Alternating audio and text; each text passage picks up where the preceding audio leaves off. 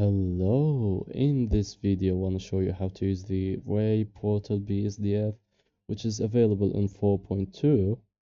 I'm using the alpha version.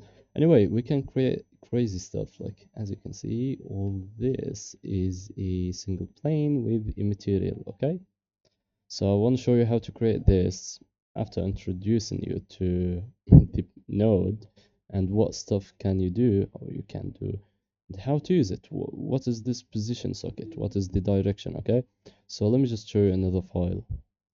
So for the next file, we're going to add depth of field in somehow to what we're going to do or what we're going to create. Anyway, a depth of field, and we're going to play with some textures and we're going to do some other crazy stuff. So yeah, let's go, let's dive into the video. So in your file, as we can see, I'm going to the shader, and in here I want to remove this, and I'm going to delete the light and the camera. For some reason there is a problem with the overlays in this version, so yep, I don't know, there's no overlays. Anyway, going to switch to cycles because this node I'm talking about is only available for cycles. Then I'm going to append a word lighting, a word scene, word, you know. So hold on a second. Here we go. Going to use this one.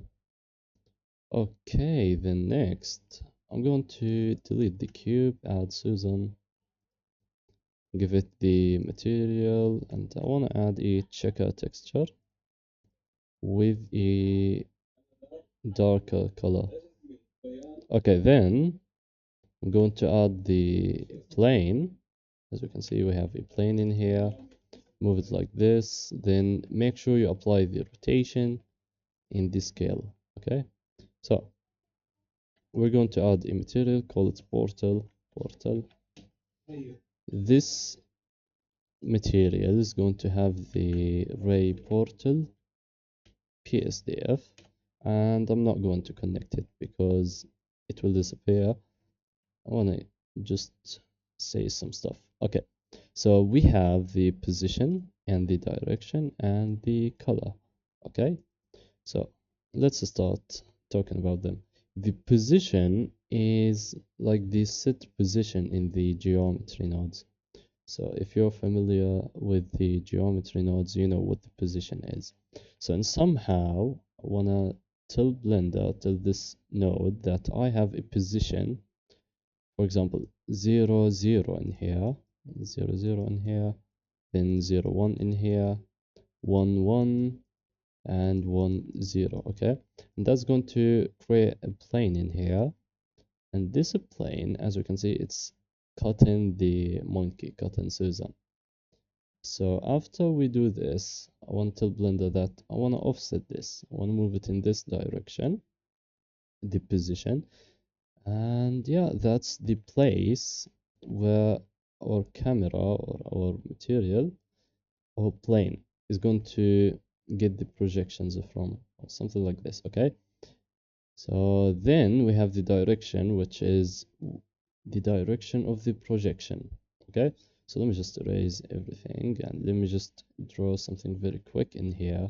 So I want to draw Susan the monkey like this. No, like I'm very bad at drawing. Anyway, so let's say this is Susan the monkey. Okay, and we have the plane in here. Okay, well, let's imagine that it is in here because this is the plane after the new position. Okay, after we edited the position. Anyway, the direction, for example, if I said that I want the direction in this, something like this, a constant vector.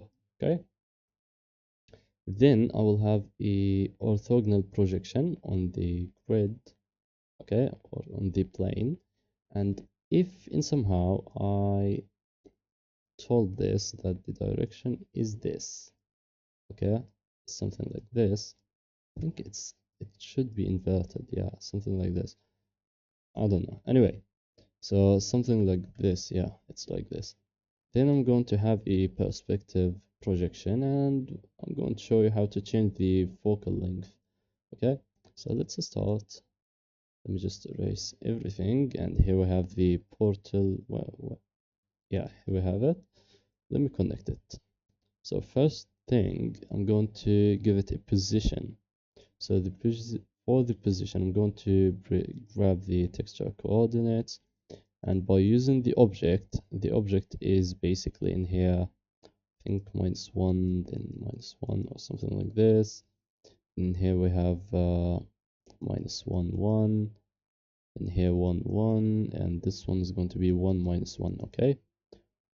And that's fine. We're going to use it as the position, but it's going to clip through the monkey, as you can see, as I said at the beginning.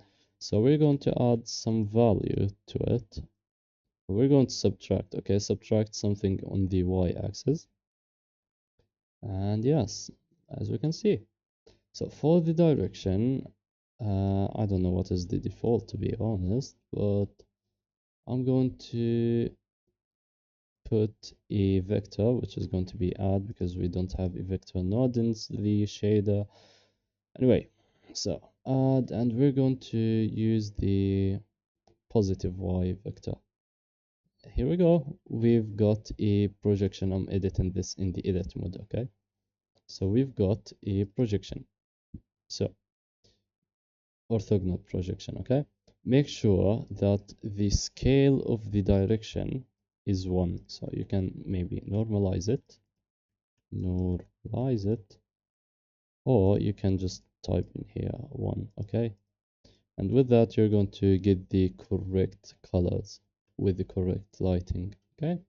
So let me just remove this, and I want to create the 6 projections: the top, left, right, bottom, etc. So using the portal again, and for the position again, texture coordinates, the object, and yeah, as you can see, it's a clip-in thing. Yeah, because we still have the plane. Okay, so yeah, we have nothing shown in here because we have to give it a direction. So by using the geometry node into the normal, then flip it, scale it by -1. As we can see, we have these 6 projections because what we're doing is telling Blender that, yeah, we want the direction to be in here for this face, then like this for this face, the inverted normal, okay? This is the normal, or you can in edit mode just recalculate normals and invert them without using the scale in here. Anyway, so here we go. We've got these 6 projections, and if I move the object, it doesn't matter because the object coordinates, the texture coordinates, are going to use it as it is in the center of the world, okay? So as you can see, this area is black because it's projecting in this direction, then it's projecting into itself, and etc.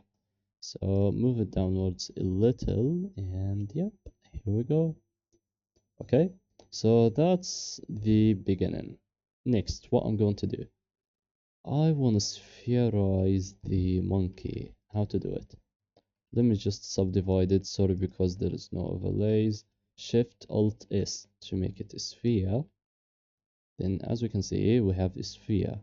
But if I click shade smooth, here we go, we have a spherized Susan version, okay?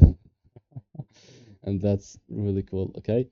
So yep, that's the beginning. Let me just now do the huge scene I did at the beginning, okay? So deleting everything, then let me add a cube. I picked this face, the front face, I.1, then extrude it inside by a little. Then Alt D, move it to the Z by 2 again. Like, let me go 4 levels, okay? So for this new material, I want to add this one, okay? I'm going to grab a object info, the random value into the hue. Then for the color, I'm going to pick a red color, and yep, like this. Increase the saturation a little, increase the roughness, decrease the index of refraction, something like this. Yeah, there is something new in here, the color management. We've got this Chronos PBR something. Okay, so I don't know. Let's use it. Why not? With a low contrast, maybe.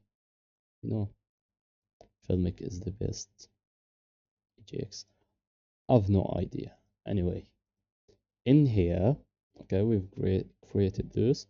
We're going to add a plane, okay, which is going to have the material. So move it like this, apply the rotation, and let me just add the portal material. As we can see, it's doing something, and let me just remove every single thing. So for the position, we want to do the same thing, tilt that. This is the position from here to here, and here, and here. Then we're going to offset it in this direction. So we know that each cube in Blender is 2 times 2 meters, okay? So what we're going to do is to grab the texture coordinates into the object, okay? Then, let me just hide the node options. Then we're going to offset it by 1 because we are at the center, then we need to move it. So by -1. Okay, sorry about that. Then what we're going to do is, let me just think. Yeah, we want to, if I, for example, did something like this, moved it 6 meters up, okay, we have this. But what is going to happen if I moved it something like this on the x-axis or to the z-axis? Okay, I want it to repeat itself, to repeat these coordinates. So there is a cool node or a cool vector math operation called wrap. Okay, and let me just connect it to the position. Let's see what we will do. So the wrap is basically when the vector hits a certain value, it's going to repeat itself. Okay, as we can see. So when this vector is, for example, a -1, something between the -1 and 1 is going to repeat itself. Okay, and the value we need is from -1 to 1. Why? Because this is a total of 2. Okay, that's what we need for the x. For the y, don't know, but for the z, we're going to go from -1 because the origin is here. Okay, the origin is here. So this is the -1. This is the origin in here. Then we have 7 meters up. So from -1 to max of 7. Okay, and all is left, I think, is the y. Okay, so for the y, we're going to go from, I think, 2 and 0. Nope, 1, then -1. Yep, that's it. So now we are repeating these coordinates multiple of times. If I just move this to the infinity, as we can see, okay. So as we can see, this issue in here, we have to move it because we don't want it to render itself, okay. Then for the direction, I'm going to use the incoming again. Incoming scaled by -1, scaled by -1. And I'm not really sure why this is happening. Hmm. Okay, I've no idea, but don't use the double G instead. Just press GZ, okay? Anyway, so as we can see, we have an infinite amount of these boxes, okay? So you can go just in here and put anything inside. For example, if you want to add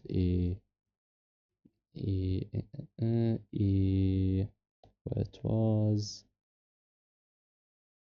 just anything, a teapot, for example, then scale it down, put it in here, then yep, we're going to have it in here. Okay, you can see it maybe. Okay, so the next thing we're going to do is to change the focal length. Okay, so how we're going to do that? Okay, let's imagine that we have our boxes in here. Let me just go with something simple. E sphere, okay? Then we have the plane in here with the fake position, okay? And this is our camera where the incoming is doing its job, okay? So if I multiplied this vector in here by a certain value on the y-axis, I'm going to stretch it or shrink it. So by stretching this, I'm going to increase or decrease the focal length. I'm not really sure. Okay. And by multiplying it by a small value, I'm going to just do this. Okay. So let's go in here, add a multiply. Then we're going to multiply everything by 1 except the y. If I multiplied it by, for example, 12, just get a closer shot. As we can see, it's compressed. Okay. Sorry because of the rendering time, but I'm using GT 1030. Okay, that's very bad. Anyway, so something like 0.4, okay, maybe 0.2 is going to be better. 0.2, 0.1. As we can see, we're changing the focal length. Okay, so here's the T-put inside. Okay, really far. I think the pink magenta one is going to be much clearer to see. Yep. Okay, so that's for the focal length. What about the scale? If you want to change the scale, just multiply this entire thing by a certain value. For example, let me just bring a value. And if you want to, oh, not this, this one. Okay, so multiply it by a certain value, like 2, huh? Is it the texture coordinates? Sorry about that. I'm still experimenting with this stuff. Yeah. So by multiplying the object by, for example, 3, now we have this thing 3 times smaller. So something like 0.5, we're going to scale it by 2. And a good equation for this is to bring a divide 1 over the scale. And with that, you can scale it by 2, scale it by 10, for example, 15. Okay.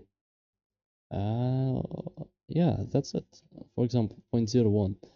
And have this infinite amount of them, okay, as you can see, and it's going to be high quality because this is mathematical based stuff.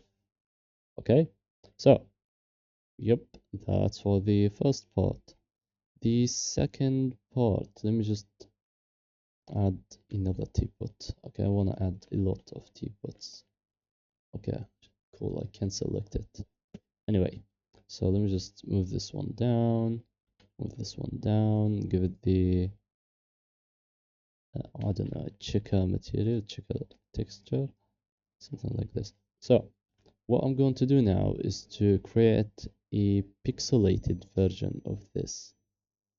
Let me just bring it back to its default size. Yeah. So I want to create a pixelated theme, a pixelated look, okay? So we have another node in here, another operation called snap, okay? So by bringing this division, okay, in here into the increment and dividing it by a certain value. This value is going to be how many pixels for each 1 meter squared. So for example, 4. Now we're going to have 4 pixels for each 1 meter, okay? So something, because this scale is 2 meters, this one is 2 meters, so we're going to have 8 pixels for each meter, okay? Something like, let me go with 16, which is going to be 32, okay? And I'm not really sure if it's obvious, okay? Yeah, as we can see, it's pixelated. So we can create a lot of crazy stuff with this, okay? And yep, for the next thing we're going to do is the depth of field, okay? So what I'm going to do is to, let me just scale this down because it's very big. Okay, something like this. You know, let me just, before switching to the depth of field, just show you something. Let's say that I want to just show this one and this one, okay? I want to get rid of this. So just drop it to 5, I think. Nope, 3. Okay, so from -1 to 3, it's 4 meters, and yep, that's it. Yep, you can, for example, go from 1 to 3, and you're going to show the second one. Something from 3 to 5 is going to show you the third one. Sorry about that. And so on. Like, let me go from -1 to 1. Okay, and give it 16 pixels, which is going to be 8 in this value. And yep, as we can see, that's crazy. Okay, so let's go to the depth of field part. Okay, so for the depth of field, I created this scene, this small scene, okay, for quick. Then I'm going to add a plane, rotate it 90 degrees, scale it up. Then let me just make sure that it fits the picture. Apply the scale, apply the rotation, and add the same portal material. And instead of having this, I only want the add and the texture coordinates. Okay, so for the direction, again, incoming scaled by -1.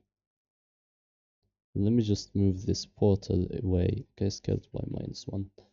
Okay, then let me just move it away. And for the depth of field, what I'm going to do is to bring a white noise material. Okay, so white noise. And this texture is basically a noise, but infinitely small. Okay, so I want to mix it with this one, like this. And as we can see, something weird is happening. So let me just switch it to color. Okay, I don't think there's going to be a difference since we're not using the alpha.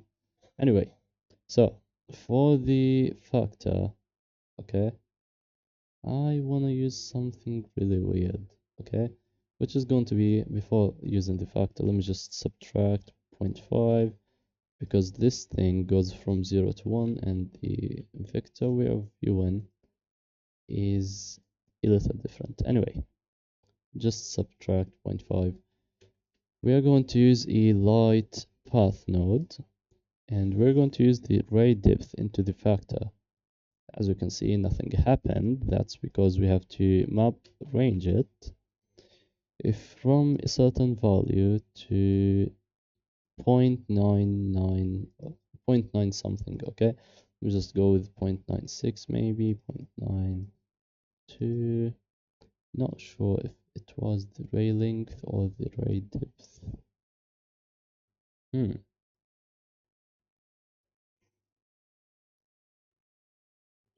Okay, so I figured it out.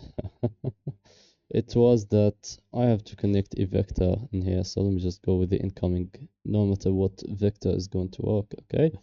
So we have the ray depth and ray length, okay? So the ray depth is going to give us a constant value no matter how far we are or close, okay? We're getting the same result, the same result. So let me just decrease this value, okay? So the ray length on the other side is going to give us a changing value. So let me just increase this one to 0, increase this as much as I can. And yeah, if I'm really close, as you can see, the effect is looking awesome, but going further, it's changing, okay? So that's why I'm going to stick with this one, okay? And I'm not really sure why, but changing the from min from max seems to not do anything. I don't know why, but if it works, it works. Just leave it, okay?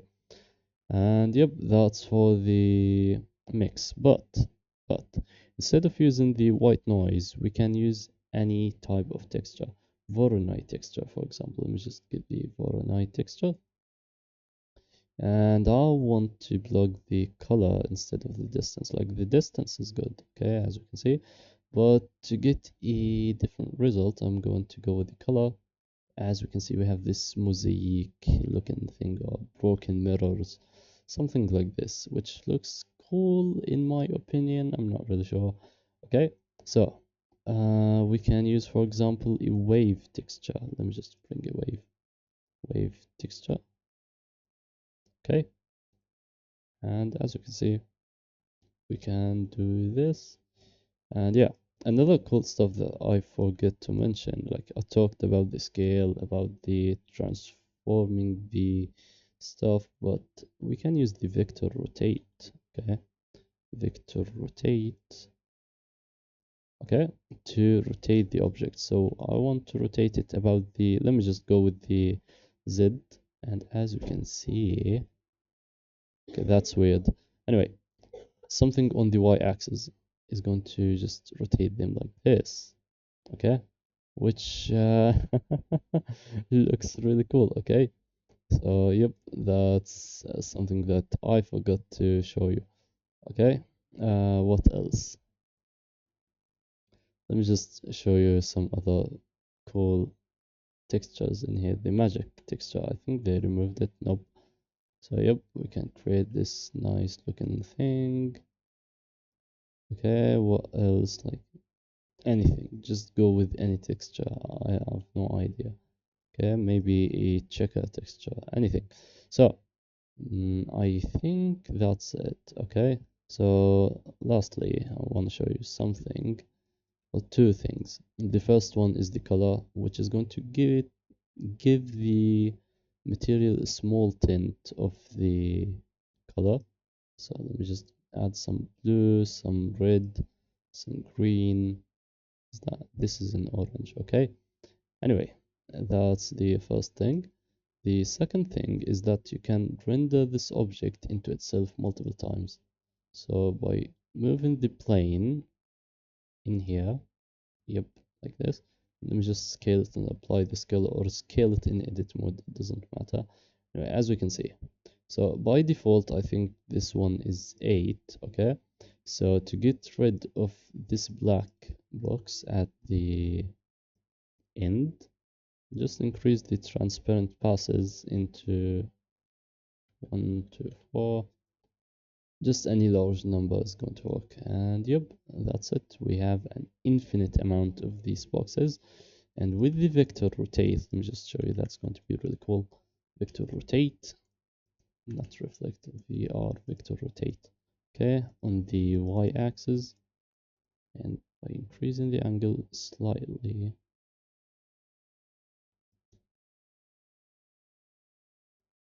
let it just render. Yeah, here we have it, this huge mess. Okay, so yep, you can, for example, add a modulo, I think, and just use modulo by 2.